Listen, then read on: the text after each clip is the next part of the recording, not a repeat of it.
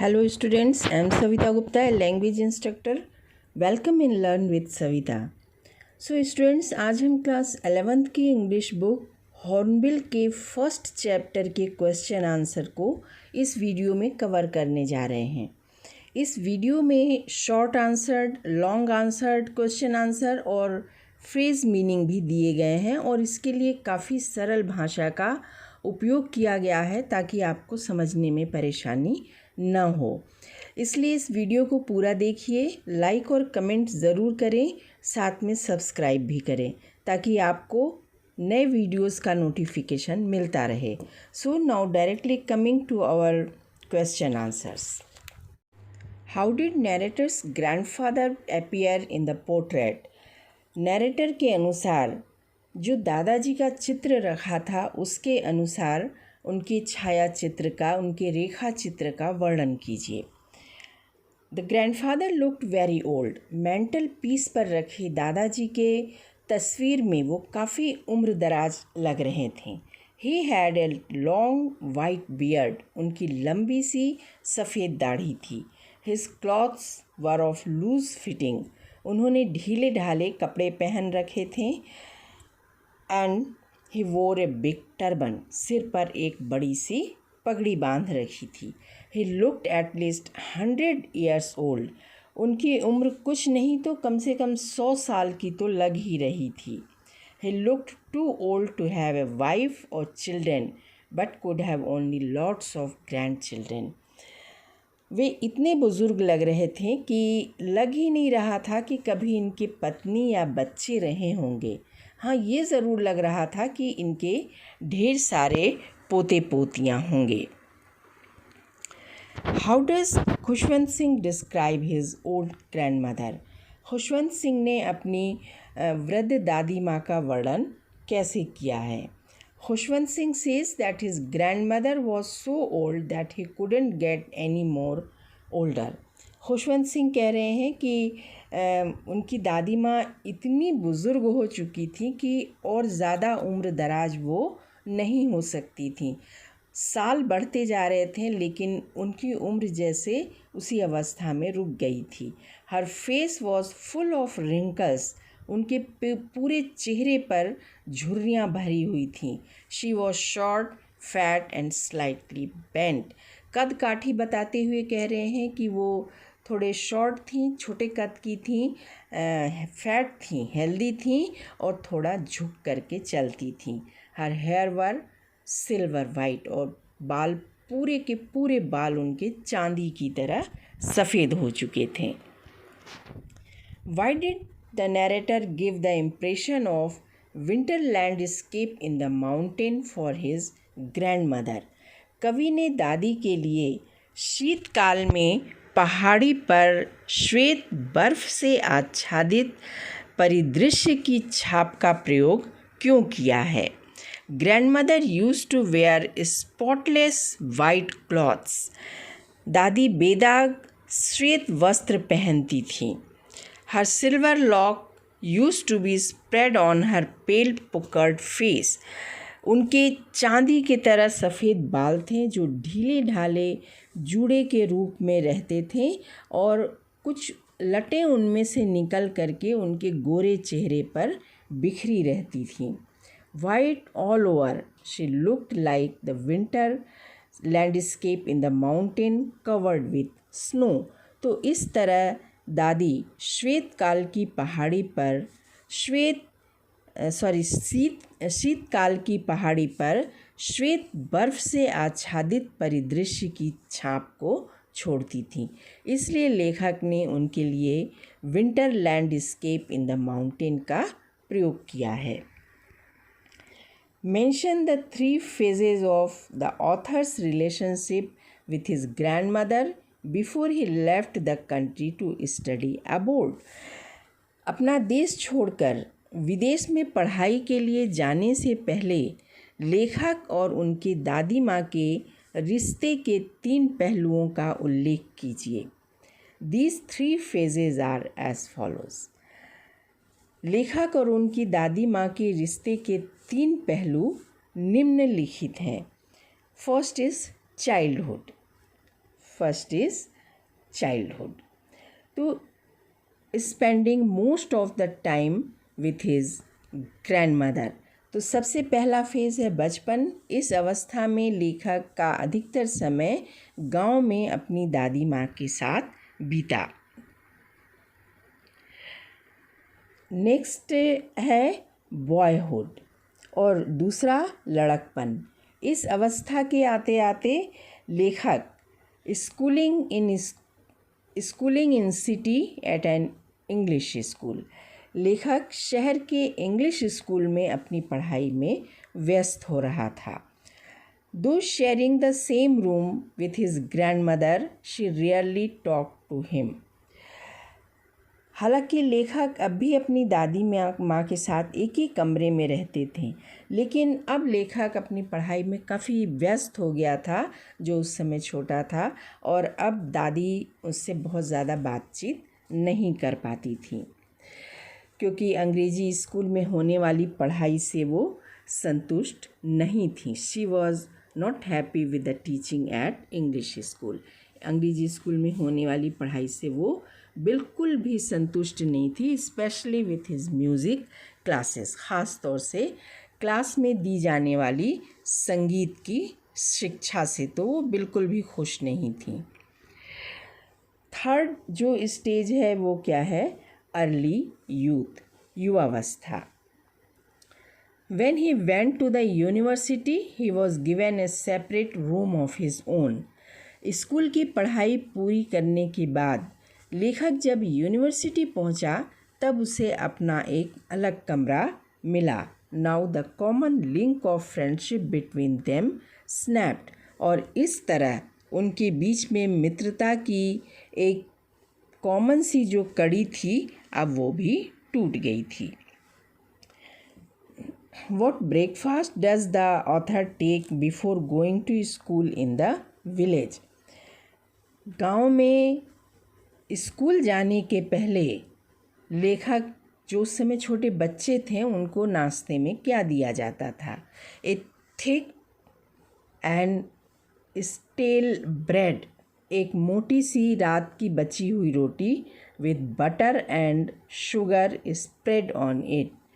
इनके ऊपर, इस मोटी सी रोटी के ऊपर खूब सारा बटर लगा करके उसके ऊपर चीनी छिड़क दिया जाता था।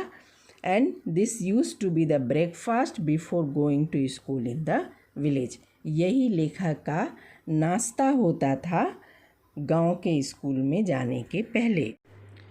Y was it hard for the author to believe that the grandmother was once young and pretty? लेखक के लिए ये विश्वास करना कठिन क्यों था कि उसकी दादी माँ एक समय में जवान रही होंगी और बहुत ही खूबसूरत रही होंगी? She was quite an old lady. लेखक की दादी माँ काफ़ी वृद्ध महिला थी। The author had seen her old for the last 20 years. Author जो थे वो पिछले 20 सालों से अपनी दादी माँ के साथ थे, और वो उनको उसी तरह वृद्धावस्था में देख रहे थे। It is said that once she had been young and pretty. ऐसा कहा जाता था कि एक समय था जब दादी माँ काफ़ी जवान और बहुत ही सुंदर थी। But it was hard for the author to believe so. पर इस बात पर लेखक को इस बात पर विश्वास करना लेखक को काफ़ी कठिन लग रहा था कि जिस दादी माँ को पिछले 20 सालों से एक जैसी अवस्था में देख रहे हैं, वो भला कैसे खूबसूरत हो सकती हैं कभी, और इतनी जवान हो सकती हैं। The grand mother had a divine beauty, how does the author bring it out? दादी माँ के पास एक दिव्य सौंदर्य था, लेखक इस बात को कैसे सामने लाते हैं? The grandmother was not pretty but had a divine beauty. दादी माँ न सिर्फ खूबसूरत थीं, बल्कि एक दिव्य सौंदर्य की मालिक भी थी। She dressed in spotless white, वे बेदाग सफ़ेद कपड़े पहने रहती थीं। Her silver locks were scattered untidily over the pale puckered face. उनके चांदी की तरह सफ़ेद बालों के जूड़े से कुछ लटें निकलकर उनके गोरे और पोपले मुंह पर बिखरी रहती थीं, and her lips constantly moved in an inaudible prayer. ठीक है, यहाँ पर वर्ड यूज़ हुआ है इनऑडेबल। इनऑडेबल यानी कि अश्रव्य, जो सुनाई नहीं दे, इतने धीरे से बोला जाए कि सुनाई न दे। इनऑडेबल प्रेयर, और उनके ओठ मौन प्रार्थना बुदबुदाते रहते थे। ठीक है, तो ये सब चीज़ें कुल मिलाकर के उन्हें एक दिव्य सौंदर्य का मालिक बनाते थे। The author describes her like the winter landscape in the mountain covered with snow. लेखक उनके इस दिव्य सौंदर्य की तुलना शीतकाल में श्वेत बर्फ से ढकी पहाड़ी के परिदृश्य से करते हैं। A personification of serenity, breathing peace and contentment. एक ऐसा स्वच्छ, श्वेत और शांत फैला हुआ क्षेत्र जिसमें शांति और सौंदर्य का वातावरण था। तो इस तरह यहाँ बहुत ही खूबसूरत सा मानवीकरण फिगर ऑफ स्पीच को प्रस्तुत किया गया है। Author's grandmother was a kind-hearted lady. Give instances in support of your answer. दादी माँ एक दयालु महिला थी। अपने इस उत्तर का समर्थन इस लेसन में दिए गए फेजेस से कीजिए। Author's grandmother was a kind-hearted lady, as the story tells, because तो दादी माँ एक दयालु महिला थी जैसा कि इस कहानी में बताया गया। तो क्या क्या इंस्टेंसेस, क्या क्या उदाहरण हैं जो इसे पुष्ट करते हैं, देखेंगे। On her way back to school she used to feed village dogs stale chapatis, है ना। स्टेल चपातीज़ यानी कि बासी रोटियाँ। जब सुबह में दादी और पोते दोनों मंदिर से अटैच्ड स्कूल में पढ़ने के लिए जाते थे, तो दादी माँ रात की बची हुई रोटियां कुत्तों के लिए ले कर के जाती थी, और जब वो स्कूल से वापस लौटते थे तो गांव के गलियों में जो कुत्ते रहते थे उनको वो रोटियां खिलाया करती थी। In the city she used to feed sparrows in वरांडा।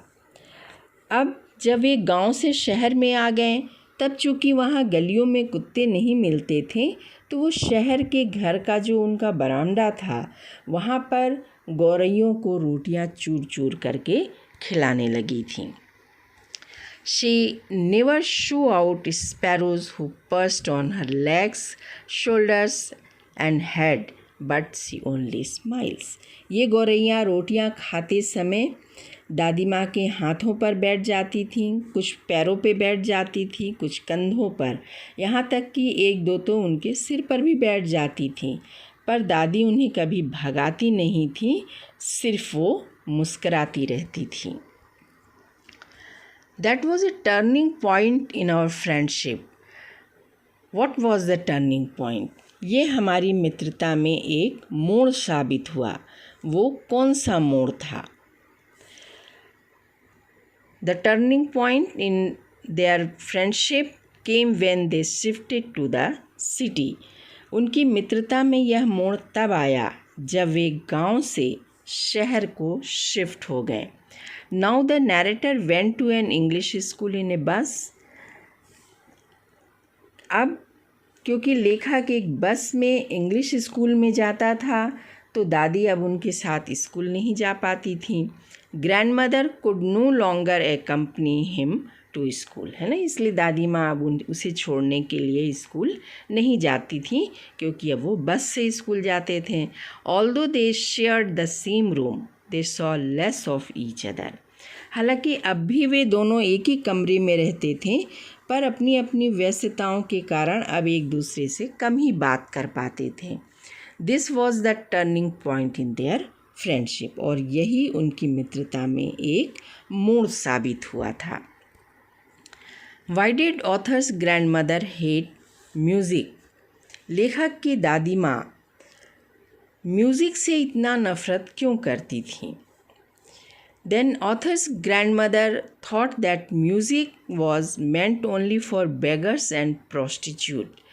दादी माँ का ये मानना था कि जो गीत संगीत है ये केवल भिक्षा मांगने वाले भिखारियों के लिए है या गाना गा करके पैसे कमाने वाली गणिकाओं के लिए है। प्रोस्टिट्यूट यानी कि गणिकाएँ, ठीक है। तो it was not meant for school going children and respectable family.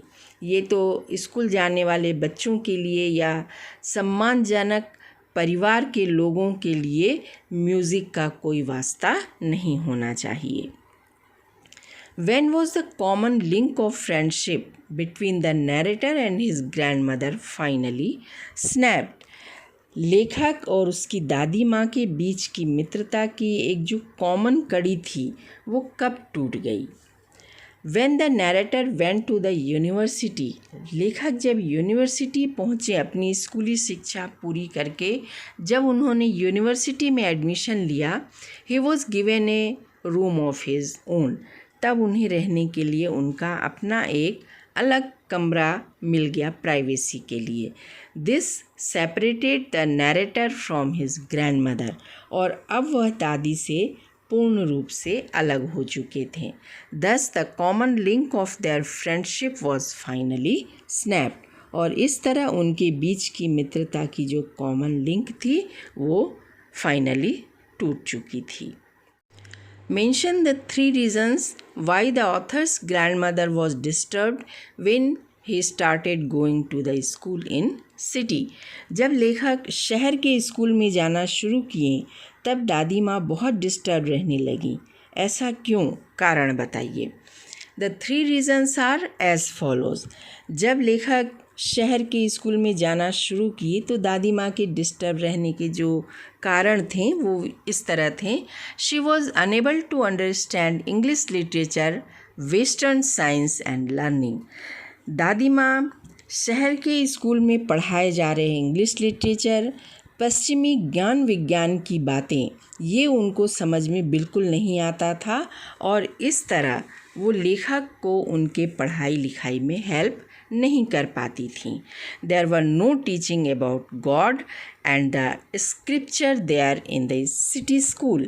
शहर के स्कूल में ईश्वर और धर्म ग्रंथों के बारे में कुछ भी नहीं पढ़ाया जाता था, इससे भी वो डिस्ट्रेस्ड रहती थी। She was also distressed with the music lessons being given there, और उस पर से जब से उन्होंने ये सुना कि शहर के स्कूल में संगीत की शिक्षा भी दी जाती है तो और भी ज़्यादा वो परेशान हो गई थी, क्योंकि उनके लिए संगीत सीखना अशोभनीय था।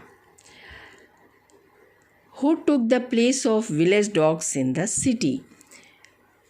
गांव में जो गांव के कुत्ते थे उनका जगह शहर में किसने ले लिया? Sparrows took the place of village dogs in the city. गांव के कुत्तों की जगह शहर में गौरैयों ने ले लिया था। ये बहुत इंपॉर्टेंट क्वेश्चन है, ध्यान रखिएगा। Why did grandmother take to feeding sparrows in the courtyard of the city house? दादी ने शहर के घर के वरांडे में गौरैयों को रोटियां खिलाना क्यों शुरू कर दिया? In the village, she used to give chapatis to the street dogs. गांव में जो कुत्ते थे उनको वो रात की बची हुई रोटियां खिलाया करती थी। But there were no dogs in the streets of city, लेकिन उन्हें शहर के गलियों में कोई इतने ज़्यादा कुत्ते नज़र नहीं आते थे। So she took to feeding sparrows in the courtyard of the city house.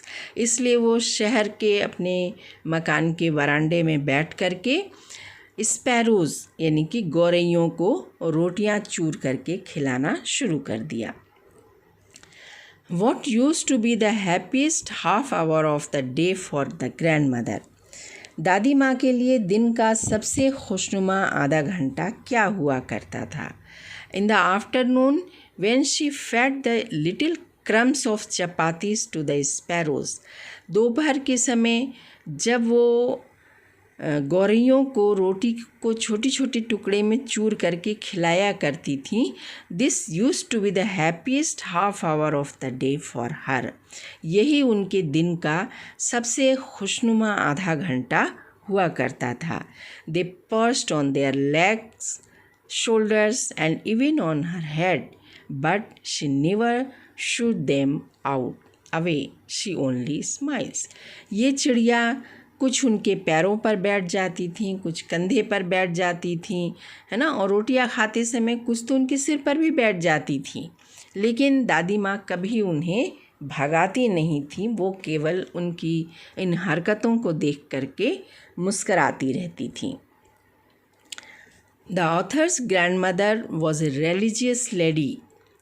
What are the different ways in which we came to know this? तो दादी माँ जो थी, लेखक की जो दादी माँ थी, वो एक धार्मिक महिला थी.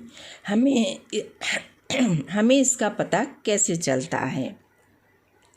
In the village she used to go to temple daily.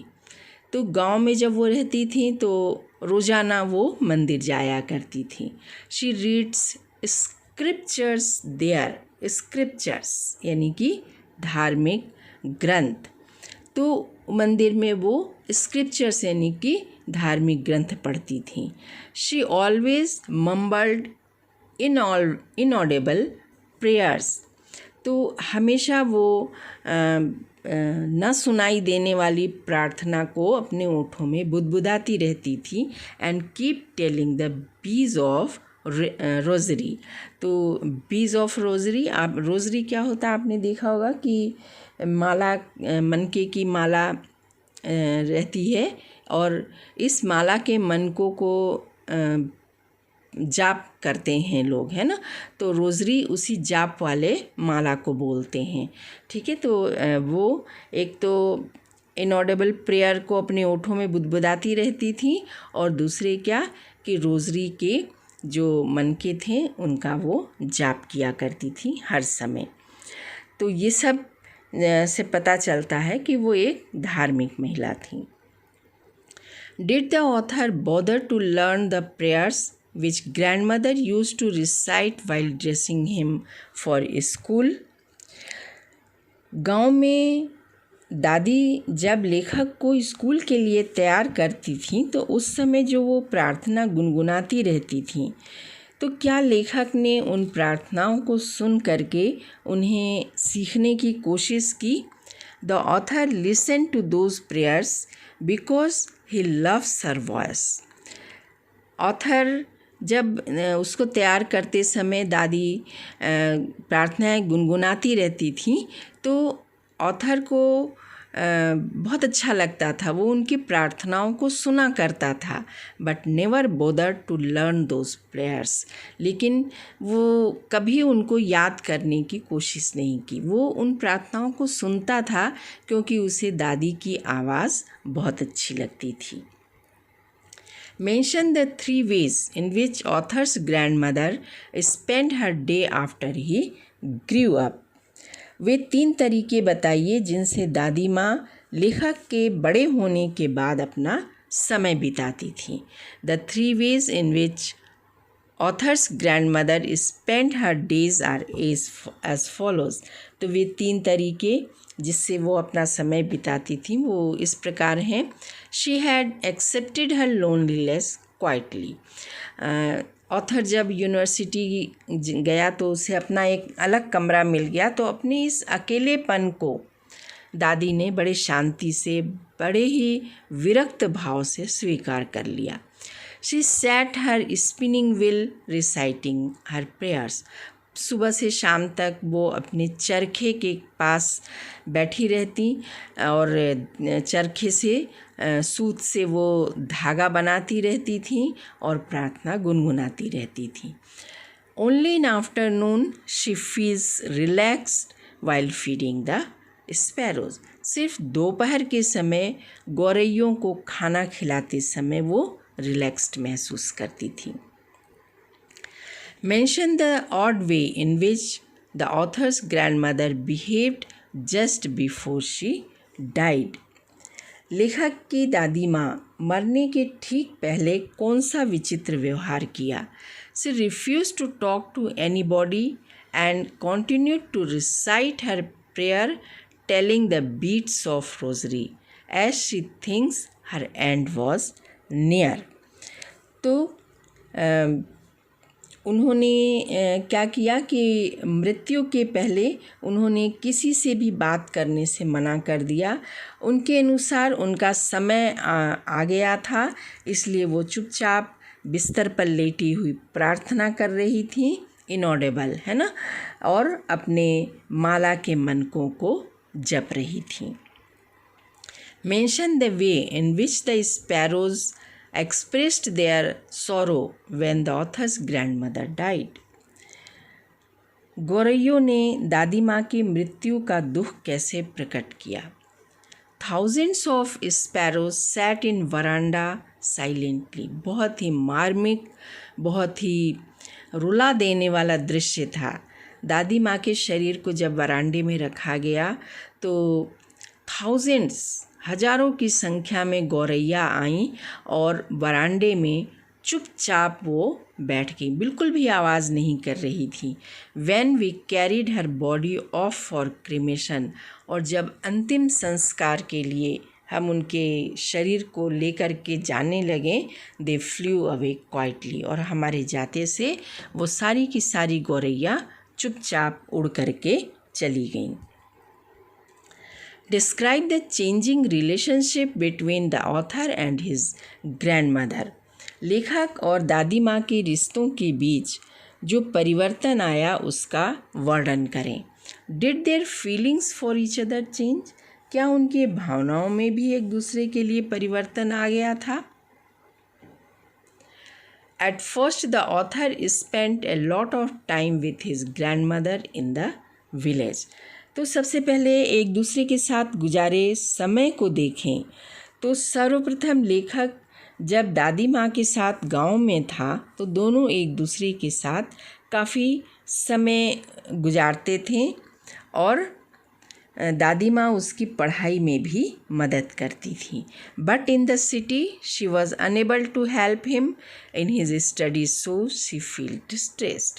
लेकिन जब से वे शहर में आए दादी माँ लेखक के स्टडी में उनकी हेल्प नहीं कर पाती थी और इसलिए वो दुखी रहती थी। So far as music classes is concerned, she expressed her disapproval silently. और जहाँ तक संगीत की शिक्षा वाली बात थी तो उन्होंने मौन रह करके अपनी असहमति पहले ही जता दी थी।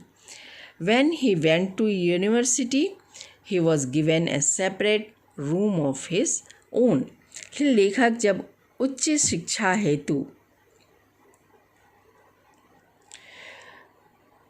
When he went to university, he was given a separate room of his own. और जब लेखक यूनिवर्सिटी पहुंचा तो उसको अपना एक अलग कमरा मिला। दादी ने इस अकेलेपन को भी शांति से स्वीकार कर लिया। Then he went abroad for higher education. फिर लेखक उच्च शिक्षा हेतु 5 सालों के लिए विदेश गया। दादी इससे भी बिल्कुल भी ना खुद डिस्टर्ब हुई और ना उन्होंने लेखक को डिस्टर्ब किया। Though there were a lot of ups and downs in their lives, there were no change in the feelings for each other.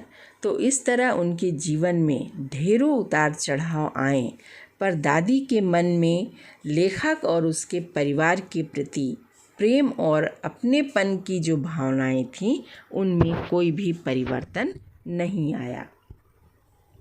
Draw a comparison between the author's village school education and city school education. गांव के स्कूली शिक्षा और शहर के स्कूली शिक्षा के बीच के अंतर को बताइए। The village school was attached to a temple and the students were taught the alphabet and the morning prayer there. ठीक है, तो जो गांव का स्कूल था वो एक मंदिर से जुड़ा हुआ था और बच्चे वहीं पर अल्फ़ाबेट यानी वर्णमाला सीखते और मॉर्निंग प्रेयर भी सीखते थे। However, in the city, he went to an English school in a bus. लेकिन शहर में वो इंग्लिश स्कूल में जाता था एक बस से। He was taught there literature, science and maths. जहाँ स्कूल में उसे साहित्य, विज्ञान और गणित पढ़ाया जाता था। And he was also taught music there. और इसके अलावा उनको म्यूज़िक की शिक्षा भी दी जाती थी। Would you agree that the author's grandmother was a strong lady? क्या आप इस बात से सहमत हैं कि दादी माँ एक बहुत ही सशक्त महिला थी? If yes, give the instances that shows. ठीक है, और अगर हाँ तो आप उन उदाहरणों को बताइए। Yes, I agree with it. हाँ, हम एग्री हैं इस बात से कि दादी माँ एक बहुत ही सशक्त महिला थी। Following are the instances. इस लेसन में जो उदाहरण दिए गए हैं वो निम्न हैं। She faced all the odds and events of her life very strongly. जीवन के हर उतार चढ़ाव को उन्होंने बड़े ही मजबूती से, बड़े ही हिम्मत के साथ सामना किया। हर फैमिली वॉज हर प्रायोरिटी। उनके लिए उनका परिवार ही उनकी प्राथमिकता थी। She never interfered in the life style of her family members but she loved them all. उन्होंने अपने परिवार के लोगों के लाइफ स्टाइल में कभी भी कोई इंटरफेरेंस नहीं किया, बल्कि वो उनसे बहुत प्यार करती थी। Even when the author decided to go to abroad for higher education, she didn't show any emotion and faced the situation strongly. यहाँ तक कि जब लेखक 5 सालों के लिए विदेश जा कर के अध्ययन का निश्चय किया, जिससे वो बहुत ज़्यादा प्यार करती थी। 5 साल के लिए उनसे दूर रहना मुश्किल था, है ना, लेकिन फिर भी उन्होंने अपने इमोशन को शो करके उसको डिस्टर्ब नहीं किया। After 5 years she went to station to welcome the author. और 5 सालों के बाद अपना अध्ययन पूरा करके जब लेखक विदेश से वापस आया, तब वो अपने पोते का वेलकम करने के लिए रेलवे स्टेशन भी गईं। What was the last sign of physical contact between the author and the grandmother? लेखक के अनुसार उनके और दादी माँ के बीच अंतिम शारीरिक स्पर्श क्या था? Why did author think it was the last physical contact? लेखक ने इसे अंतिम शारीरिक स्पर्श क्यों कहा? The author was going abroad for 5 years. लेखक 5 सालों के लिए विदेश जा रहा था। His grandmother kissed his forehead. Station पर जब दादी माँ उसे विदा करने आई थी, तो विदा करते समय उन्होंने लेखक के माथे को चूमा। He presumed this as the last sign of physical contact. इसी स्पर्श को लेखक ने अंतिम शारीरिक स्पर्श कहा। He feared that she would not survive till he returned since he was going away for 5 years. उसे डर था कि शायद 5 सालों तक वो जिंदा न रह सके, क्योंकि वो 5 साल के लिए विदेश जा रहा था। Because at her age one could never tell how long she could stay alive. क्योंकि वो उम्र की जिस अवस्था में थी, कोई भी नहीं कह सकता था कि वो कब तक जीवित रहेंगी। Which language do you think the author and his grandmother use while talking to each other at home? लेखक और उनकी दादी माँ आपके अनुसार आपस में बातचीत करते समय कौन सी भाषा का यूज़ करते होंगे? Authors grandmother was not formally educated. Author की जो ग्रैंडमदर थी वो उनकी औपचारिक स्कूली शिक्षा नहीं हुई थी. I think they use Punjabi language which was their mother tongue while talking to each other at home. तो मेरे हिसाब से लेखक और उनकी दादी माँ आपस में बातचीत करते समय पंजाबी भाषा यूज़ करते होंगे जो कि उनकी मातृभाषा थी. How would you say a dilapidated drum in your own language?